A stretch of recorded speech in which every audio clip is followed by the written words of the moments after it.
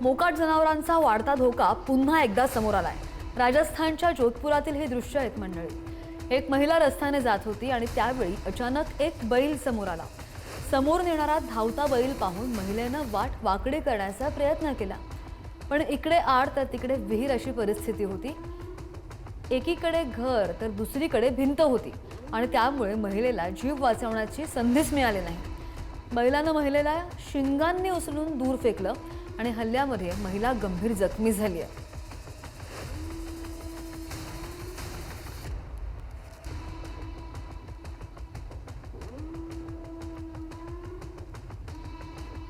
सध्या जंगली प्राण्यांचा वावर मानवी वस्तीमध्ये मोठ्या प्रमाणावर वाढलेला आहे। बऱ्याच ठिकाणी आपण पाहतो जंगली प्राण्यांच्या हल्ल्यांमध्ये जखमी किंवा मृत्यू झालेल्या बातम्या वारंवार घडतात आणि बऱ्याच ठिकाणी बिबट्या सीसीटीव्ही मध्ये कैद झालेला सुद्धा पाहायला मिळालाय।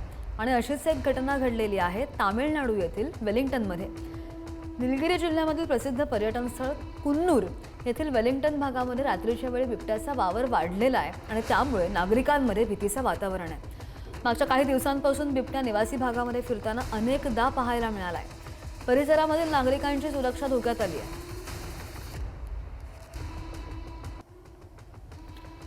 देशोदेशातील हल्ले आणि युद्ध काही थांबत नाहीयेत, त्यामुळे सामान्य जनतेचं मोठं नुकसान होत आहे। इस्रायलच्या दक्षिणेकडील ऐलान शहरामध्ये ही दृश्य आपण पाहतोय। या शहरावर येमेनी दहशतवादी गटाकडून ड्रोननं हल्ला करण्यात आला। ड्रोन इस्रायलच्या आयर्न डोम या हवाई सुरक्षा प्रणालीला भेदून ऐलामध्ये शहरावर आदळलं आणि त्या ठिकाणी मोठी आग लागली।